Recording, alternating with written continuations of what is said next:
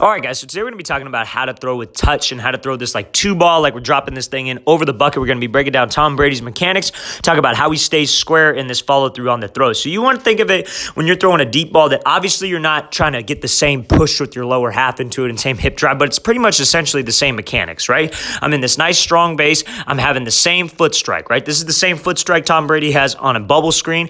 It's the same foot strike you're going to have on a touch corner, touch fade, whatever it is, whatever concept you're throwing where you got to put this thing with air, right? So we get that front foot down as I'm closing that front shoulder. But you see how when he closes that front shoulder, he's got a slight arc to his motion, right? Because when we have a slight arc, when we decide to rip through with your hips, just like we do, and we're pushing off this back leg, trying to generate force as well, it's going to take my shoulders up and over this throw. And that's what gives me touch on this thing, right? So you arc that shoulder while your front foot's in the ground. Now he's starting that external rotation phase with his hips.